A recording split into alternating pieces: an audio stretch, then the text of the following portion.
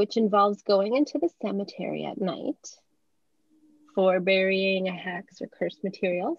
Is there anything one should be mindful of? Example, how to protect ourselves from disturbing any spirits in the graveyard. It's funny you should ask this, because the last time, which was not very long ago, I went to bury a coffin box in a graveyard. The only thing I was concerned about was being mugged. I was kind of concerned about that. I wasn't really too concerned about spirits. Like, I felt like I always feel kind of protected to have spirits. I have like an army of spirits around me who are protecting me at all times. And the thing that I was worried about was, like, is there going to be like somebody who's going to sneak up behind me and try and stab me? It doesn't sound that very nice, but what I would say, so I'm probably the exception there. So I'm kind of, it's not an abnormal or an unusual thing for me to be burying a coffin box in a cemetery. There is one just down the road from me. Yeah, I spend a lot of time down at the local cemetery, and there are no street lights. It's completely dark. It's a big cemetery. So the last time I was there, I was kind of thinking, like, I had just the light of my like on my iPhone, like the torchlight, and I was thinking, A, am I going to be arrested, or B, am I going to be mugged? But I think that in terms of thinking about entering a cemetery and being respectful to the spirits, that is something that's really important to consider as well. And I'm always very careful when I'm burying a coffin box, because I do a voodoo coffin box spell.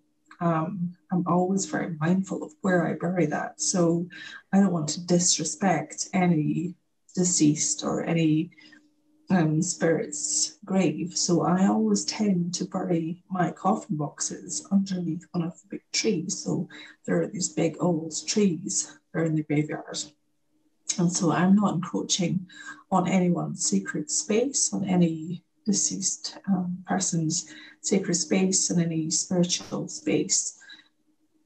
It's like, it's the whole thing, like when you're collecting graveyard dirt and you want to do that in a respectful way. And if you're collecting graveyard dirt for baneful magic, for baneful purposes, you want to be sure to choose the grave that is not of an innocent person. It's of perhaps a war veteran, or someone who's, or like a murderer, or someone who has died in kind of painful and difficult circumstances and catastrophic circumstances. So you want that energy from the graveyard art. You want to be sure that you're honouring that spirit by leaving an offering and requesting that dirt. So by leaving coins, for example, by being respectful and, making sure that you're not going to be angering that spirit.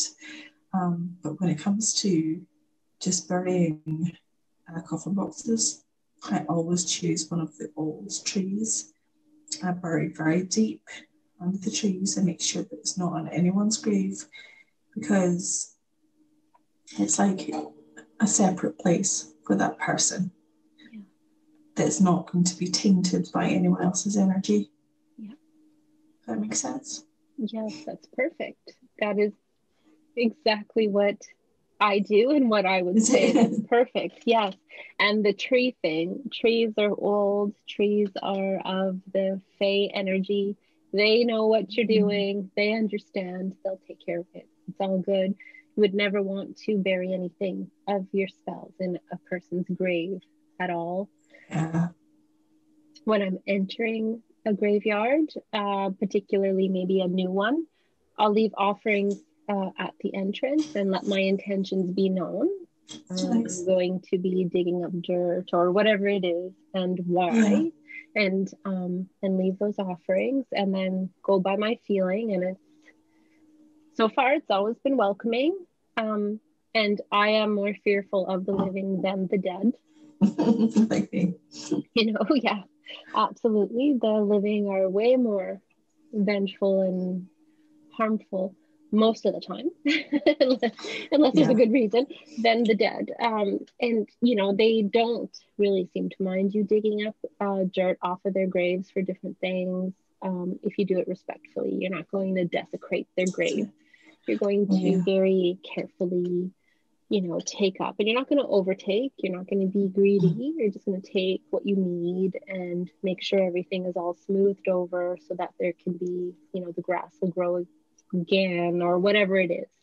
And just let them know before you even take the dirt what you're doing, and you let them know your intention, and you do it.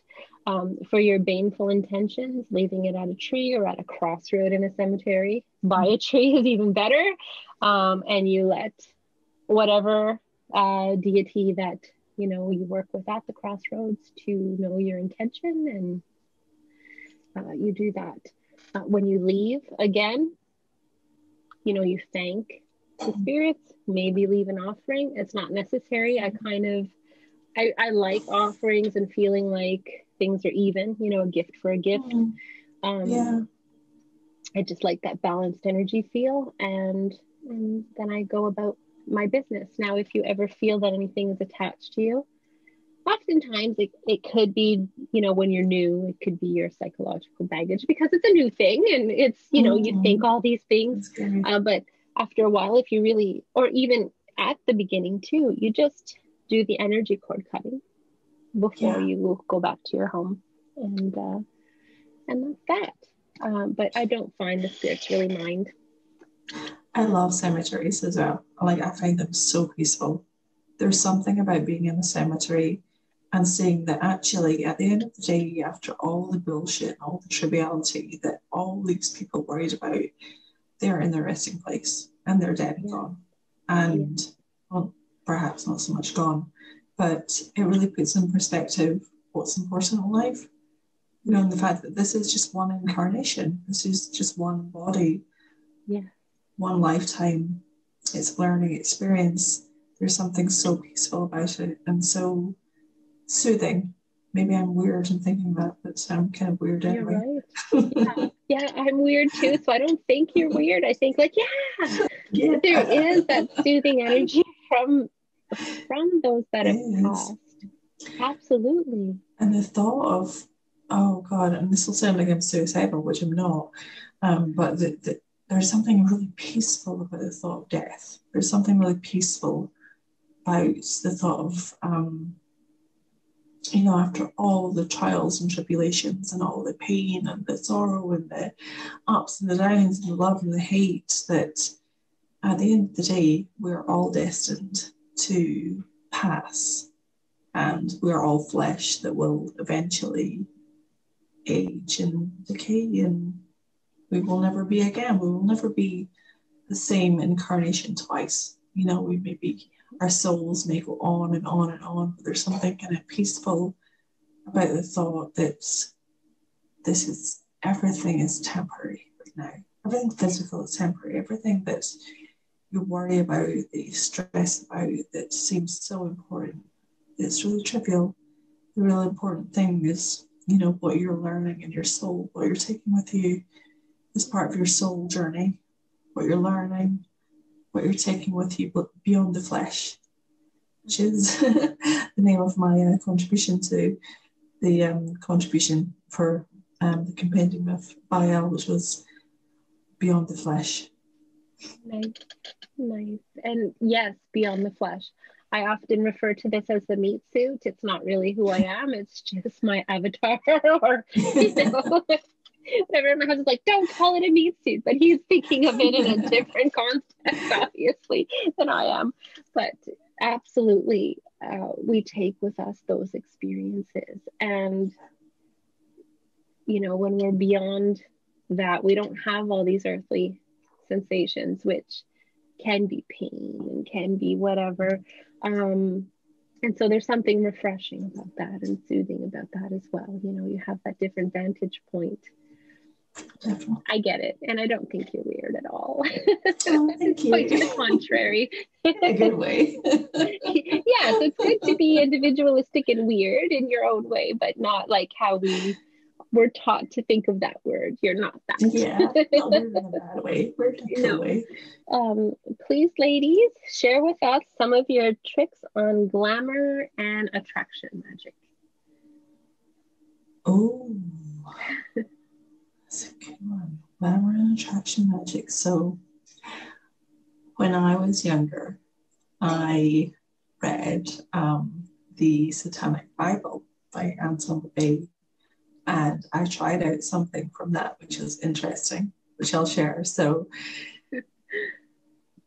no, actually, it was The Satanic Witch by Anton LaVey. So it was all about it. Have you read that? It's The Satanic Witch? Not yet, no. Oh, it's very interesting. You must read it. So I, at the time, experimented with a lot of this kind of glamour magic that was in there. And one of the, and you know, Anton LaVey, it was, he was quite old fashioned in that, you know, like women should have red lipstick and heels, and it should be very feminine and like, you know, really attract men.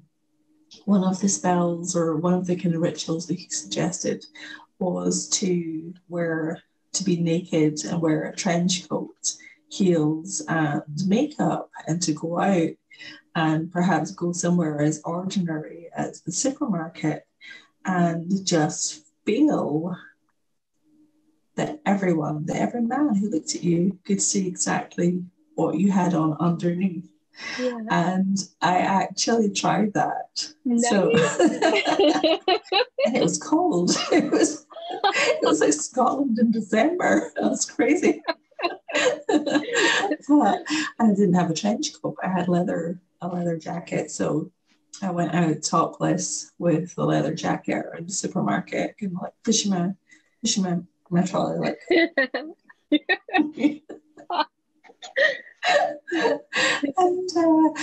and you know, the thing that it taught me was that it is really all about how you feel inside. So glamour magic is all about how you feel about yourself. If you feel sexy, if you wear something that makes you feel sexy, if you feel like you have a secret, so underneath this I am topless and nobody knows, and that makes me really feel seductive and kind of a bit kinky and a bit dirty, then it's that energy that you're putting out there and that glint in your eye and that kind of energy in your aura that is going to affect people around you.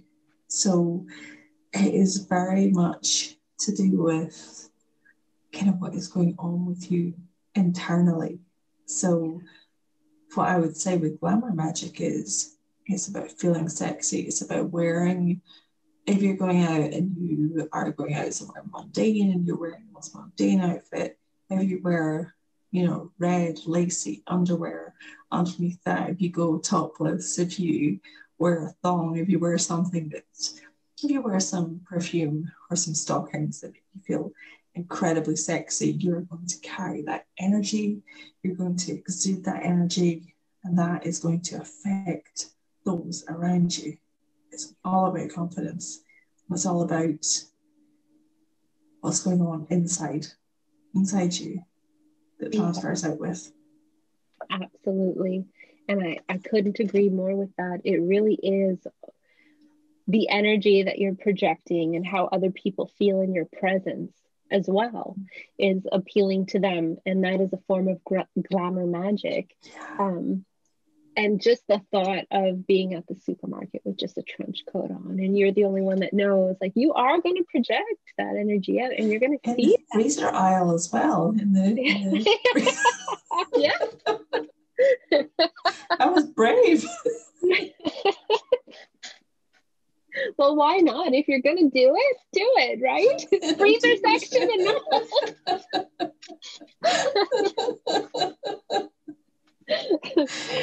But it is true. It is so very true. And I always in my mind go back to this. When I was a young teenager, there was this woman and I saw pictures of her and all of my friends, like at the time, and there was a biker gang and they would always talk about this person. I won't say her name, but how incredible she was and how sexy she was and how whatever. And then I would, they would show me pictures of her and the pictures were not good. Like I'm thinking, oh, what?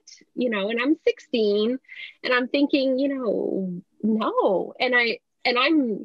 I'm not a judgmental person, but this person, I was in no way I could see that, like what they were saying until I met her in person. That was a completely different story.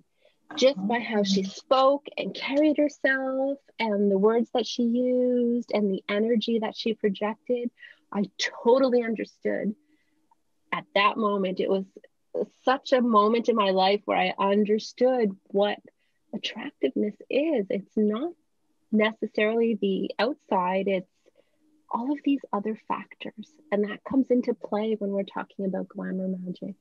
And it's confidence, isn't it? Exactly. And it's what you're projecting and that confidence as well. I mean, you can be the most beautiful supermodel in the world, but if you're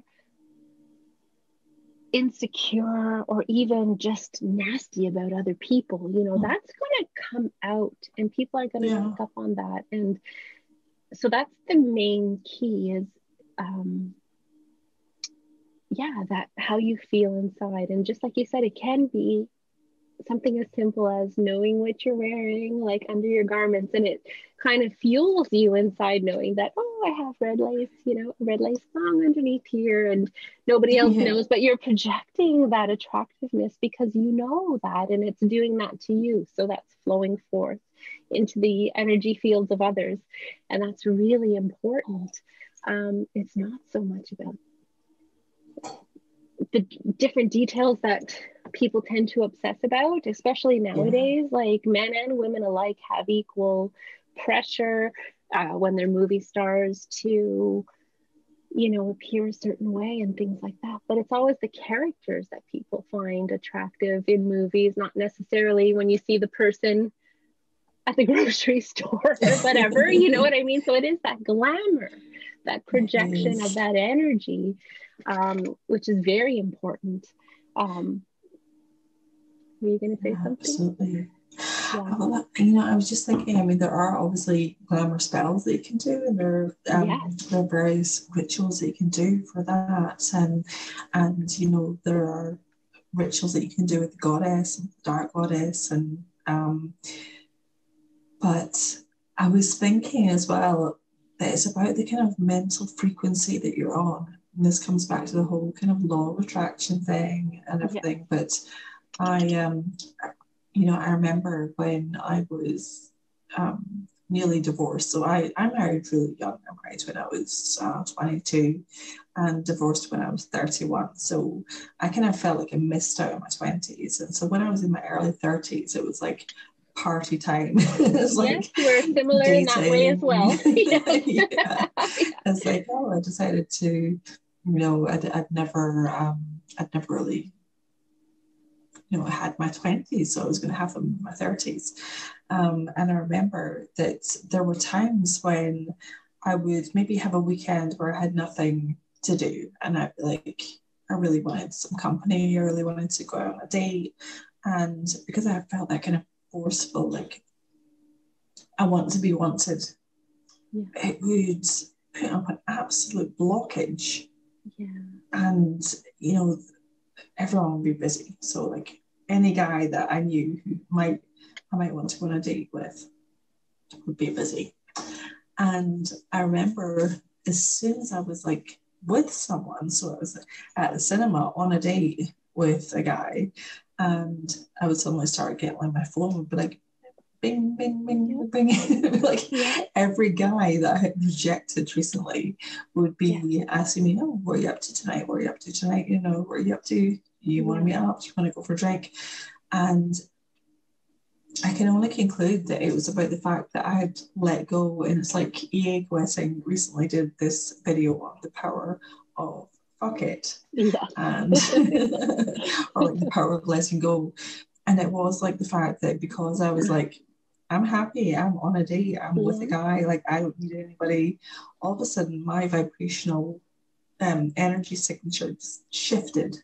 Yes. to the fact where I was unattainable and therefore I was appealable. Absolutely. Appealing even. Yes. I was attractive, I was appealing because I was unattainable. There's something about being unattainable as well. It makes you very, very attractive. Absolutely. And that is so very true. It's when your cup is full and you're not giving off that sort of energy. I don't want to use this word, but right now I'm not coming up with a better term. And I know because I've been there myself, the needy kind of energy. But when you are confident in yourself and you are fulfilled and you have that, that is attractive. That pulling needy kind of vibe isn't to some. It is to the wrong people for the wrong reasons, right?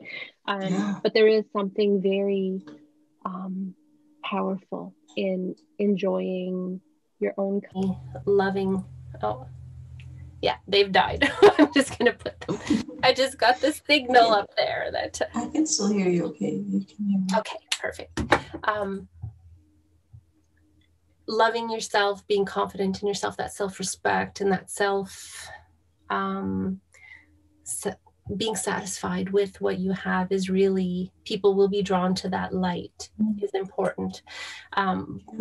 But there are spells that you can do, and for different things, like if you're going for a job interview, let's say, you can draw different sigils.